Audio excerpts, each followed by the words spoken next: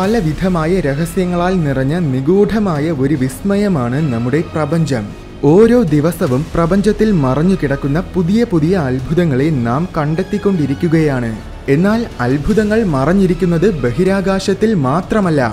അതിനേക്കാൾ വിസ്മയാവഹമായ ചില സ്ഥലങ്ങൾ നമ്മുടെ ഭൂമിയിൽ തന്നെയുണ്ട്. മറഞ്ഞു കിടക്കുന്ന പുരാതനമായ സ്ഥലങ്ങളെ കണ്ടെത്തുന്നതും അവിടെ നിന്നും വിലമതിക്കാനാകാത്ത നിധികൾ ലഭിക്കുന്നതും അവിടെ കാലാകാലങ്ങളായിട്ട് അതിജീവിക്കുന്ന ഐതിഹ്യങ്ങളിലെ അത്ഭുത ജീവികളെ കണ്ടെത്തുന്നതുമൊക്കെ നമ്മൾ ധാരാളം സിനിമകളിൽ കണ്ടിട്ടുള്ളതാണ്. എന്നാൽ സിനിമകളിൽ മാത്രമല്ല, ശരിക്കും അത്തരത്തിലുള്ള മറഞ്ഞുകിടന്ന ചില നിഗൂഢമായ സ്ഥലങ്ങളും പ്രതിഭാസങ്ങളുമൊക്കെ യഥാർത്ഥത്തിൽ നമ്മൾ ഭൂമിയിൽ കണ്ടെത്തിയിട്ടുണ്ട്. അങ്ങനെ കണ്ടെത്തിയ ചില അത്ഭുത ലോകങ്ങൾ ഏതൊക്കെയാണെന്ന് നമുക്ക് നോക്കാം.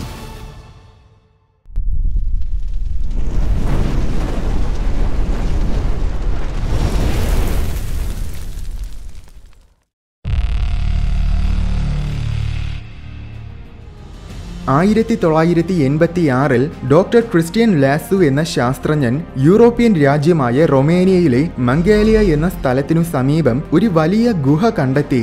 ഉപരിതലത്തിൽ നിന്നും ഏകദേശം 65 അടി താഴ്ചയിലാണ് ഈ ഗുഹ മറഞ്ഞുകിടക്കുന്നത്. വളരെ ഇടുങ്ങിയ ഒരു പാതയിലൂടെ പോയാൽ മാത്രമേ ഈ ഗുഹയിൽ പ്രവേശിക്കാനാവുകയുള്ളൂ. അതും കൃത്രിമമായിട്ടുണ്ടാക്കിയ പാതയാണ്. അല്ലാതെ ഈ ഗുഹയിൽ പ്രവേശിക്കാൻ മറ്റൊരു പാതയുമില്ല.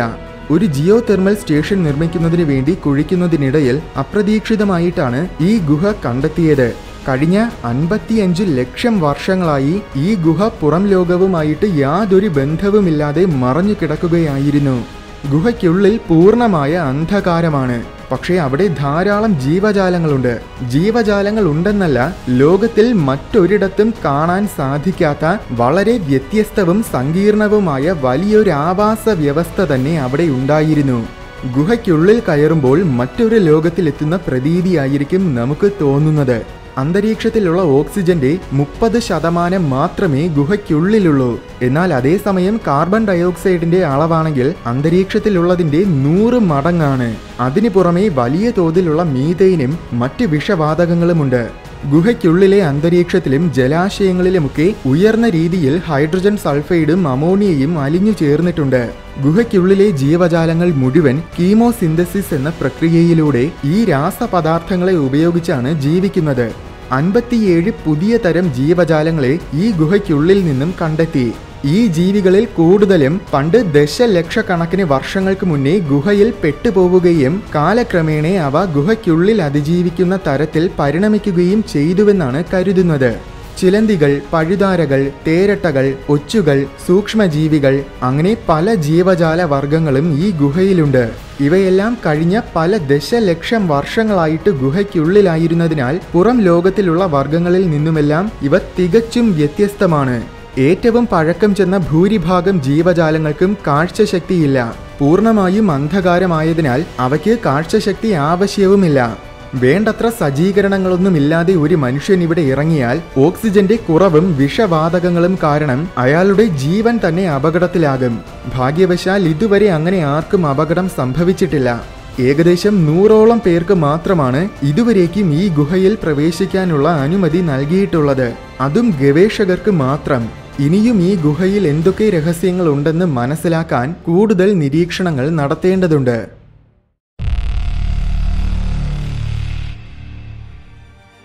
അത്ഭുതങ്ങളുടെ കലവറയാണ് ലോകത്തിലെ തന്നെ ഏറ്റവും വലിയ മരുഭൂമിയായ അന്റാർട്ടിക്ക. എത്ര കണ്ടാലും കൗതുകം തീരാത്ത ഈ മനോഹരമായ മഞ്ഞുപാളികൾക്കടിയിൽ ഇനിയും നമ്മൾ കണ്ടുപിടിച്ചിട്ടില്ലാത്തതായ ധാരാളം അത്ഭുതങ്ങൾ മറഞ്ഞു കിടക്കുന്നുണ്ടായിരിക്കും. അന്റാർട്ടിക്കയിലുള്ള 400-ലധികം കായലുകളെ നിലവിൽ നമ്മൾ കണ്ടുപിടിച്ചിട്ടുണ്ട്. അതിലേറ്റവും വലുതാണ് ലേക്ക് വോസ്റ്റോക്ക്. ഇതൊരു അണ്ടർഗ്രൗണ്ട് കായലാണ്. 15,700 സ്ക്വയർ കിലോമീറ്റേഴ്സാണ് ഈ കായലിന്റെ വിസ്തീർണത. എന്നുവെച്ചാൽ ഏകദേശം നമ്മുടെ കേരളത്തിന്റെ 40% വലിപ്പം. റഷ്യ സ്ഥാപിച്ചിരിക്കുന്ന വോസ്റ്റോക്ക് സ്റ്റേഷനു കീഴിലാണ് ഈ കായൽ സ്ഥിതി ചെയ്യുന്നത്. റഷ്യൻ ഭൂതത്വശാസ്ത്രജ്ഞനായ ആൻഡ്രേ കാപ്പിറ്റ്സ 1950-ൽ തന്നെ ഇങ്ങനൊരു അണ്ടർഗ്രൗണ്ട് കായൽ വോസ്റ്റോക്കിലുണ്ടെന്ന് സംശയിച്ചിരുന്നു. എന്നാൽ 1993-ലാണ് ഒരു കായൽ വോസ്റ്റോക്ക് സ്റ്റേഷനു കീഴിൽ മറഞ്ഞു കിടക്കുകയാണെന്ന് സ്ഥിരീകരിക്കാനായത്. മഞ്ഞുപാളിയുടെ ഉപരിതലത്തിൽ നിന്നും ഏകദേശം 13,000 അടി ആഴത്തിലാണ് ഈ കായൽ നിലനിൽക്കുന്നത്. എന്നുവെച്ചാൽ സമുദ്രനിരപ്പിനേക്കാൾ 500 മീറ്റേഴ്സ് അടിയിലാണ് വോസ്റ്റോക്ക് കായൽ കിടക്കുന്നത്. ഏകദേശം 4 ലക്ഷം വർഷങ്ങളായി ഈ കായൽ ഐസ് പാളിക്കടിയിൽ മറഞ്ഞു കിടക്കുകയായിരുന്നു. 2013 ഒരു സംഘം റഷ്യൻ ശാസ്ത്രജ്ഞർ ഈ കായലിൽ എന്താണുള്ളതെന്നറിയാൻ വേണ്ടി 13,000 അടി ആഴത്തിൽ കുഴിച്ചു നോക്കി. നിർഭാഗ്യവശാൽ കായലിൽ നിന്നും ശേഖരിച്ച സാമ്പിൾസ് മുകളിലെത്തുന്നതിന് മുന്നേ തുരങ്കമുണ്ടാക്കാൻ ഉപയോഗിച്ച രാസപദാർത്ഥങ്ങൾ ആ സാമ്പിൾസിൽ വീണ് സാമ്പിൾസ് മുഴുവൻ മലിനീകരിക്കപ്പെട്ടു. ശേഷം 2015 വീണ്ടും സാമ്പിൾസ് ശേഖരിച്ചത്. അതിൽ ബാക്ടീരിയകൾ, ഫംഗൈകൾ, ആൽഗകൾ അങ്ങനെ പല തരത്തിലുമുള്ള സൂക്ഷ്മജീവികളും ഉണ്ടായിരുന്നു. നിലവിൽ ഈ കായലിൽ മത്സ്യങ്ങളോ മറ്റ് ജീവജാലങ്ങളോ എന്തെങ്കിലും ഉണ്ടോ എന്ന് നമുക്കറിയില്ല. അത്തരത്തിൽ സങ്കീർണമായ ജീവജാലങ്ങൾ അവിടെ ഉണ്ടായിരിക്കാനുള്ള സാധ്യതയും കുറവാണ്. മറ്റൊരു കാര്യമെന്നത് ഈ അന്റാർട്ടിക്കയും ശരിക്കും പണ്ട് മറഞ്ഞുകിടന്ന ഒരു ലോകമായിരുന്നു. പല നൂറ്റാണ്ടുകൾക്ക് മുൻപ് മുതൽ സൗത്ത് ഭാഗത്തിലെവിടെയോ ഒരു ഭൂഖണ്ഡം മറഞ്ഞു കിടക്കുന്നുണ്ടെന്ന സിദ്ധാന്തം പ്രചരിക്കുന്നുണ്ടായിരുന്നു. പക്ഷേ അന്റാർട്ടിക്കയെ കണ്ടുപിടിച്ചത് 19-ാം നൂറ്റാണ്ടിന്റെ പകുതിയിലാണ്. കപ്പലിൽ യാത്ര ചെയ്യുന്നതിനിടയിൽ തികച്ചും യാദർച്ഛികമായിട്ടാണ് തണുത്തുറഞ്ഞു കിടക്കുന്ന അന്റാർട്ടിക്കയെ കാണുന്നത്. കണ്ടുപിടിച്ച് 100 വർഷങ്ങൾ കഴിഞ്ഞിട്ടും ഇന്നും അന്റാർട്ടിക്കയിൽ നമ്മൾ പൂർണ്ണമായും പര്യവേഷണം നടത്തിയിട്ടില്ല.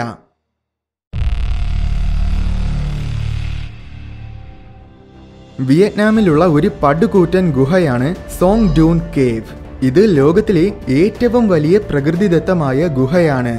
ഈ ഗുഹയ്ക്ക് ഏകദേശം 9 കിലോമീറ്ററോളം നീളമുണ്ട്. പരമാവധി 150 മീറ്റേഴ്സ് ഉയരവും. ഏകദേശം 50 ലക്ഷം വർഷങ്ങൾക്ക് മുൻപ് മുതൽ 20 ലക്ഷം വർഷങ്ങൾക്ക് മുൻപ് വരെയുള്ള കാലഘട്ടത്തിനിടയിലായിരിക്കും ഈ ഗുഹ രൂപം കൊണ്ടതെന്നാണ് നിഗമനം. പല വർഷകാലങ്ങളായി ഇങ്ങനെ ഒരു ഗുഹ ഉണ്ടെന്ന കാര്യം സമീപമുള്ള ഗ്രാമവാസികൾക്കറിയാമായിരുന്നു. എന്നാൽ വളരെ വലിയ കുത്തനെയുള്ള ചുമരുകളാൽ ഈ ഗുഹയിലേക്ക് കയറാനുള്ള വഴികളൊക്കെ മൂടപ്പെട്ടിരുന്നതുകൊണ്ടും ഭയാനകമായ അന്ധവിശ്വാസങ്ങൾ നിലനിന്നിരുന്നതുകൊണ്ടും ആരും തന്നെ ആ ഗുഹയിൽ പ്രവേശിച്ചിരുന്നില്ല. 1990 സമീപ ഗ്രാമത്തിലുള്ള ഹോ കാങ് എന്നൊരു ഗ്രാമവാസിയാണ് മരം മുറിക്കാൻ പോകുന്നതിനിടയിൽ ഈ ഗുഹയിലേക്ക് പ്രവേശിക്കാനുള്ള പാത ആദ്യമായിട്ട് കണ്ടുപിടിച്ചത്. അയാൾ ഗുഹയ്ക്കുള്ളിൽ കയറാൻ ശ്രമിച്ചിരുന്നു. പക്ഷേ ഗുഹയുടെ സമീപത്ത് വന്നപ്പോൾ തന്നെ ശക്തമായിട്ട് വെള്ളമൊഴുകുന്നതിന്റെയും കാറ്റ് വീശുന്നതിന്റെയും ഒക്കെ ശബ്ദങ്ങൾ കേട്ടപ്പോൾ അവിടെ എന്തെങ്കിലും അപകടമുണ്ടായിരിക്കുമോ എന്ന് ഭയന്ന് അയാൾ ഗുഹയിൽ പ്രവേശിച്ചില്ല. ശേഷം ഗുഹയ്ക്കുള്ളിൽ പര്യവേഷണങ്ങൾ നടത്തുന്ന ബ്രിട്ടീഷുകാരായ 2 ശാസ്ത്രജ്ഞർ 2008 ആ ഗ്രാമത്തിലെത്തിയപ്പോൾ ഇങ്ങനെയൊരു ഗുഹ കണ്ട കാര്യം ഹോ കാൻ അവരോട് പറഞ്ഞു. അങ്ങനെ 2009 ആ ശാസ്ത്രജ്ഞരുടെ നേതൃത്വത്തിൽ ഒരു സംഘം ഗവേഷകർ സോൺ ഡൂൺ ഗുഹയിൽ പര്യവേഷണം നടത്തി. ഗുഹയുടെ സമീപത്ത് നിന്നും ഏകദേശം 5000 വർഷങ്ങൾ പഴക്കമുള്ള കല്ലുകൊണ്ട് നിർമ്മിതമായ ഒരു ആയുധം കണ്ടെത്തി. ഇതുപോലെ ഗുഹയ്ക്ക് സമീപമുള്ള പ്രദേശങ്ങളിൽ പണ്ട് മനുഷ്യവാസമുണ്ടായിരുന്നുവെന്ന് തെളിയിക്കുന്ന ധാരാളം അടയാളങ്ങൾ ലഭിച്ചിട്ടുണ്ട്. എന്നാൽ ഗുഹയ്ക്കുള്ളിൽ മനുഷ്യർ പ്രവേശിച്ചിട്ടുള്ളതിന്റെ യാതൊരു അടയാളങ്ങളും അവർക്ക് ലഭിച്ചില്ല. ഗുഹയ്ക്കുള്ളിൽ കയറണമെങ്കിൽ പണ്ട് വളരെ വലിയ കുത്തനെയുള്ള മതിലുകൾ കയറി പോകണമായിരുന്നു. ആധുനിക സാങ്കേതിക വിദ്യകളില്ലാതെ അതത്ര എളുപ്പമല്ല. അതുകൊണ്ട് ഒരുപക്ഷെ ഈ ശാസ്ത്രജ്ഞർക്ക് മുന്നേ ഒരിക്കലും മനുഷ്യർ ഈ ഗുഹയിൽ പ്രവേശിച്ചിട്ടില്ല എന്നാണ് കരുതുന്നത്. എന്തായാലും നേരത്തെ പറഞ്ഞതുപോലത്തെ അന്ധകാരത്തിൽ കിടക്കുന്ന ഒരു ഗുഹയല്ല ഇത്. 9 കിലോമീറ്റർ ദൂരമുണ്ടെങ്കിലും ഇതിന്റെ ഉള്ളിൽ സീലിംഗിലൂടെ ധാരാളം സൂര്യപ്രകാശം ഉള്ളിലെത്തും. അതുകൊണ്ട് തന്നെ പുറം ലോകത്തിലെ പോലെ ഗുഹയ്ക്കുള്ളിലും വലിയൊരു വനമുണ്ട്. ഉള്ളിൽ നമുക്ക് ധാരാളം മനോഹരമായ കാഴ്ചകൾ കാണാം. വലിയ വലിയ വിന്യാസങ്ങൾ, അതിമനോഹരമായ വെള്ളിജാലങ്ങൾ, അതിനേക്കാൾ മനോഹരമായ നദികൾ, ചെടികൾ, മത്സ്യങ്ങൾ, മരങ്ങൾ, പ്രാണികൾ, ജീവജാലങ്ങൾ, അങ്ങനെ എല്ലാ തരത്തിലുമുള്ള കണ്ണിന് കൗതുകമേകുന്ന കാഴ്ചകളും ഈ ഗുഹയ്ക്കുള്ളിലുണ്ടായിരുന്നു. ഇതിൽ ചില മത്സ്യവർഗ്ഗങ്ങൾ ആ ഗുഹയ്ക്കുള്ളിലെ നദികളിൽ മാത്രം ജീവിക്കുന്നവയാണ്. അതുപോലെ തന്നെ അപൂർവ ഇനത്തിൽപ്പെടുന്ന പല ജീവികളെയും ഇവിടെ കാണാൻ സാധിക്കും. എങ്കിലും ഇവിടുത്തെ ആവാസ വ്യവസ്ഥ പുറം ലോകത്തിൽ നിന്നും വലിയ രീതിയിൽ വ്യത്യസ്തമല്ല. എന്തായാലും ആധുനിക യുഗത്തിലെ പ്രകൃതിദത്തമായ ലോകാത്ഭുതങ്ങളിൽ ഒന്നായിട്ടാണ് ഇന്ന് പലരും ഈ ഗുഹയെ പരിഗണിക്കുന്നത്. പല ലക്ഷക്കണക്കിന് വർഷങ്ങളായിട്ട് മനുഷ്യരിൽ നിന്നും മറഞ്ഞിരുന്ന ഈ അത്ഭുത ലോകം ഇന്ന് വളരെ വലിയൊരു ടൂറിസ്റ്റ് കേന്ദ്രമാണ്.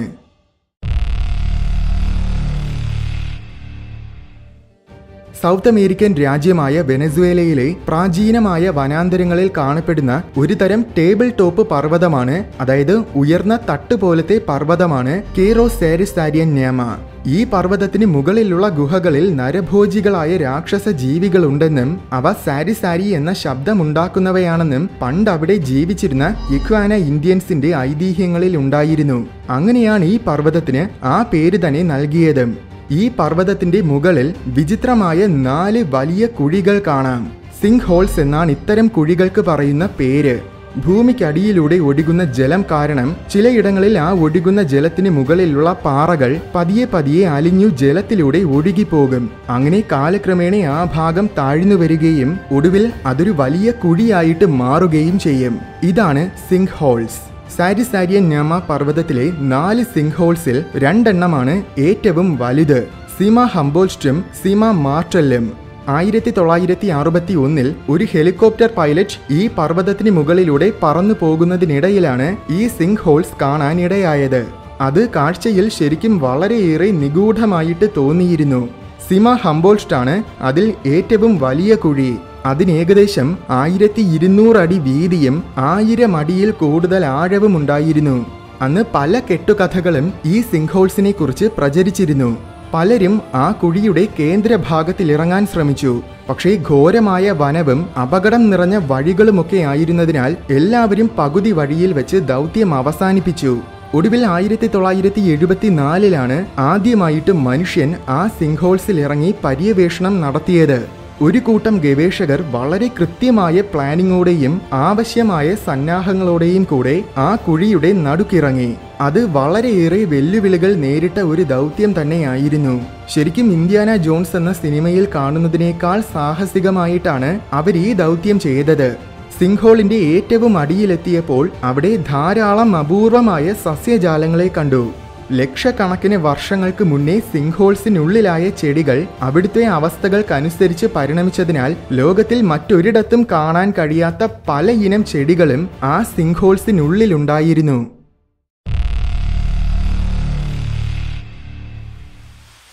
ഓസ്ട്രേലിയയുടെ ഉത്തരഭാഗത്തിൽ കാണപ്പെടുന്ന ഒരു കോൺ തുരുത്താണ് കേപ്പ് യോർക്ക് പെനിൻസുല.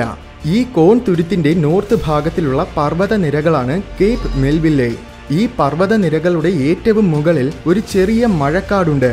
ഏകദേശം 15 കിലോമീറ്റേഴ്സ് മാത്രമാണ് അതിന്റെ നീളം. ഈ മഴക്കാട് ശരിക്കും മറഞ്ഞു കിടക്കുകയായിരുന്നില്ല. പക്ഷേ പല ദശലക്ഷം വർഷങ്ങളായി ഇത് പുറം ലോകവുമായിട്ട് ബന്ധമില്ലാതെ ഒറ്റപ്പെട്ട് കിടക്കുകയാണ്. ചുറ്റുമുള്ള വളരെ വലിയ ഭീമൻ ഗ്രാനൈറ്റ് പാറക്കെട്ടുകളും വളരെ ഉയർന്ന കുന്നുകളുമൊക്കെ കാരണം ആരും ഈ മഴക്കാടിൽ പര്യവേഷണങ്ങൾ നടത്തിയിട്ടില്ലായിരുന്നു. ഒടുവിൽ 2013 ഒരു കൂട്ടം സിനിമാ നിർമ്മാതാക്കളും ഒരു സംഘം ശാസ്ത്രജ്ഞരും ചേർന്ന് ഈ മഴക്കാടിൽ പര്യവേഷണം നടത്തിയത്. ആ പര്യവേഷണത്തിൽ ഈ മഴക്കാടിൽ മാത്രം അതിജീവിക്കുന്ന അപൂർവമായ പലതരം ജീവിവർഗങ്ങളെയും സസ്യജാലങ്ങളെയും അവർ കണ്ടെത്തി. അതിലേറ്റവും പ്രധാനപ്പെട്ടത് ലീഫ് ടെയിൽഡ് ഗെക്കോ എന്ന ഒരുതരം പല്ലിവർഗമായിരുന്നു. ഇത്രയും കാലമായി പുറം ലോകവുമായിട്ട് ബന്ധമില്ലാത്തതിനാൽ അവിടുത്തെ ആവാസ വ്യവസ്ഥ തന്നെ ആകെ മാറിയിട്ടുണ്ട്. ഇന്ന് the lost world of Australia എന്നാണ് ഈ മഴക്കാട് അറിയപ്പെടുന്നത്.